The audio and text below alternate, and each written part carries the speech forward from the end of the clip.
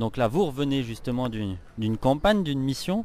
Alors c'était où? C'était combien de temps? Donc cette fois-ci, c'était la 4e fois que nous étions en prospection sur ce terrain-là. On est parti environ une quinzaine de jours à 3 prospecteurs pour quadriller une zone qu'on avait déjà visitée, donc en Tunisie. Donc là, c'était la Tunisie. C'est aujourd'hui quand même un pays assez facile. Il y a quand même plein de touristes qui vont y passer cet été.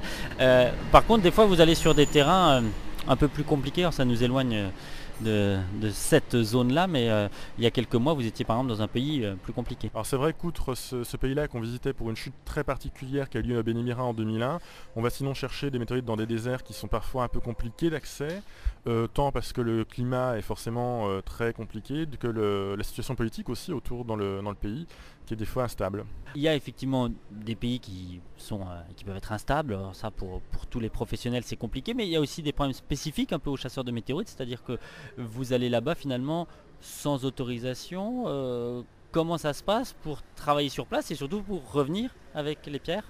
Alors c'est vrai qu'il y a un flou dans énormément de pays qui nous sont encore accessibles, comme le Sultanat d'Oman par exemple, où on était il y a 2 mois en voyage, dans lequel on va régulièrement. Il n'y a pas forcément d'interdiction stricte d'exporter des météorites parce que les textes de loi ne parlent pas des météorites à proprement parler. C'est quand même quelque chose d'encore assez exotique pour le grand public, pour le législateur encore plus.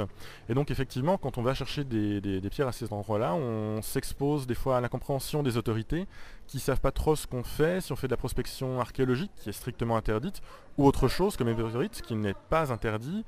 Mais donc on a effectivement des problèmes parfois pour sortir des pierres ou pour les récupérer après le voyage. Donc il y a des pays et beaucoup de pays où rien n'est prévu. Il y a quand même quelques pays où justement ils ont déjà pris en compte cette profession, la vôtre.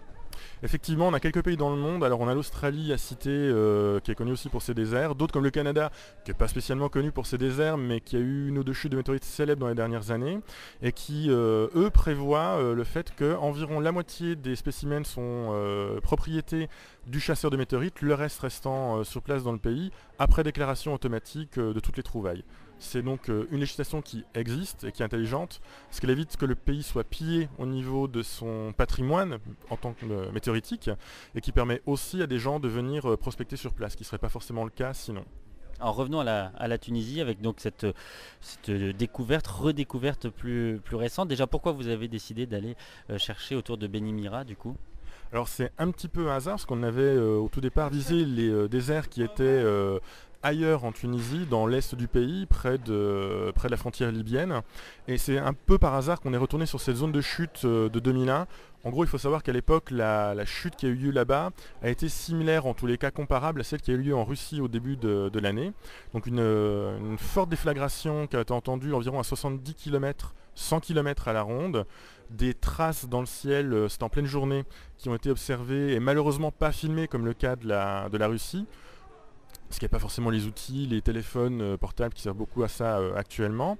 Et c'est vraiment parce qu'on était à côté de cette zone-là qu'on a décidé d'aller par hasard jeter un coup d'œil, interroger les populations et voir si on ne pouvait pas retrouver quelques spécimens de cette chute qui était relativement oubliée jusque-là. Oublié, mais j'imagine pas par la population quand même. Vous en avez parlé avec eux. Là, il y avait peut-être pas de traces filmées, mais il y avait beaucoup de témoignages humains. Oui, donc on a surtout eu des gens qui nous ont dit qu'ils ont été surpris par la déflagration, par le son très puissant, qui était comparable un peu à ce qu'ont vécu les gens en 2011 en Bretagne. On en a beaucoup parlé à l'époque, ont été réveillés à 4 heures du matin parce qu'ils pensaient être un coup de tonnerre, et en ouvrant les fenêtres, il n'y avait pas de nuages, ils voyaient des étoiles, donc ils ne savaient pas trop ce que c'était. Là, comparable mais en plein jour. Et donc ça, c'était quelque chose de très persistant. Dans le village même de Béni-Mira, donc à côté duquel a eu lieu la chute et où sont tombés les spécimens, les gens nous ont beaucoup parlé.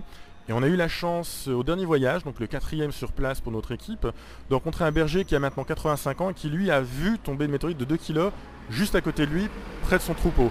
Et lui, forcément, s'en souvenait très très bien. Et donc voilà, vous allez un peu par hasard sur ce site autour de ce village et vous trouvez donc pas mal de choses. Vous y êtes retourné plusieurs fois depuis et vous avez récupéré pas mal de spécimens.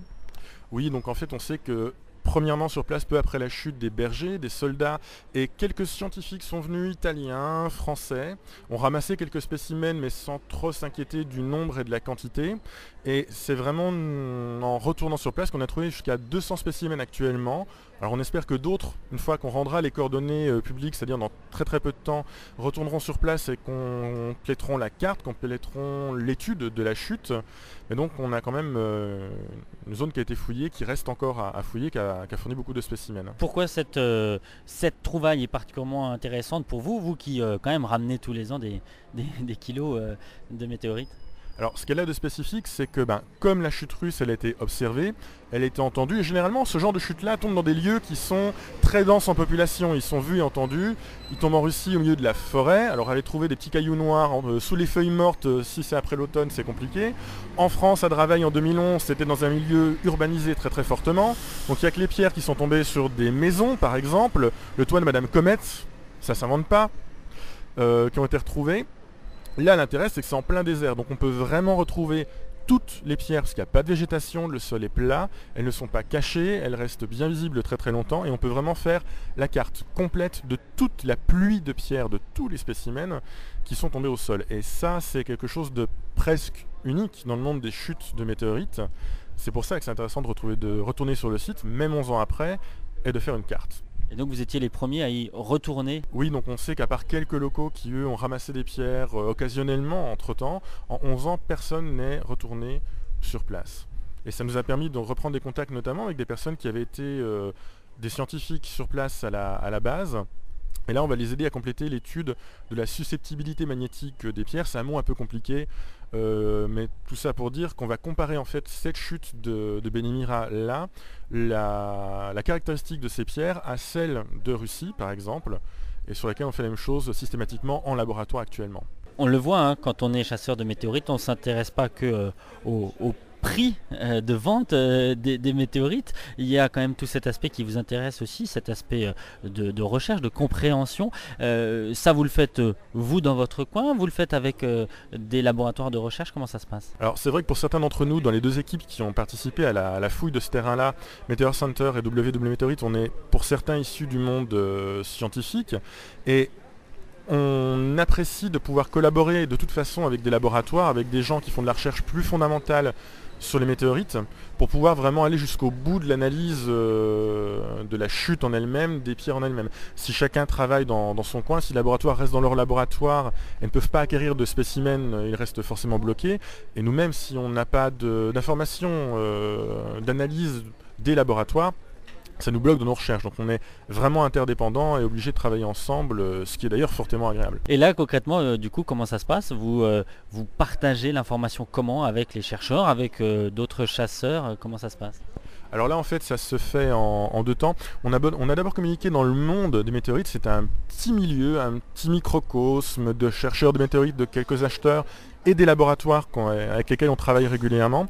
Et on a eu la chance de pouvoir rentrer en contact assez facilement avec un chercheur de l'université de Aix-Marseille qui lui a été sur la chute au tout début en 2001 et qui va justement nous envoyer un outil d'analyse pour qu'on puisse nous-mêmes faire des mesures sur nos pierres et qui va lui pouvoir utiliser dans sa publication.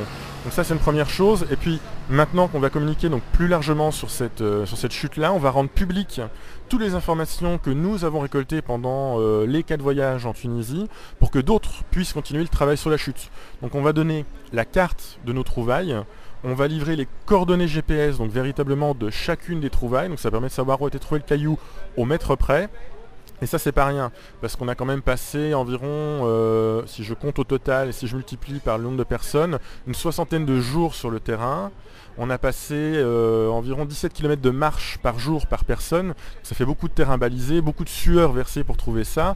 Et livrer son coin à champignons, si vous voulez un petit peu, c'est pas non plus involontaire. On le fait dans une démarche vraiment de partage, aussi pour le monde scientifique et les chasseurs de météorites. Puisque vous n'avez pas toujours cette image, vous avez plutôt l'image peut-être des chasseurs de trésors contre les archéologues, alors qu'on le voit là, voilà, vous collaborez avec des chercheurs dans une université française, donc cette image que vous avez peut-être dans les médias, dans une certaine partie du public, vous ne l'avez pas forcément avec les chercheurs. Certains chercheurs sont finalement ravis de votre travail et de collaborer avec vous. Oui, effectivement, le seul endroit où les scientifiques vont véritablement en expédition pour chercher eux-mêmes des météorites, c'est l'Antarctique, qui est une terre des sciences depuis le traité de 1969, et c'est très très bien comme ça d'ailleurs. Mais L'intérêt d'avoir des chasseurs de météorites, on a environ 200 dans le monde en termes professionnels, un peu plus en dilettante, c'est qu'on peut fournir quand même un grand nombre de spécimens. Par exemple, il y a 20 ans encore, on n'avait que 5000 météorites de recensés dans les collections. On en a 50 000 aujourd'hui. On est passé de 3 météorites martiennes à 50 météorites martiennes. Donc sans des chercheurs sur le terrain, qui sont pour la plupart des chercheurs privés, on n'aurait pas eu de nouveaux matériaux à analyser, on n'aurait pas fait autant de découvertes qu'on en a fait actuellement. Donc effectivement, ils sont généralement très contents quand on leur envoie un morceau, quand on leur fait don d'un morceau, parce que c'est la norme, on donne systématiquement quelque chose au laboratoire, plutôt que de nous crier dessus pour avoir volé un morceau de caillou qui était là dans le désert depuis 50 000 ans.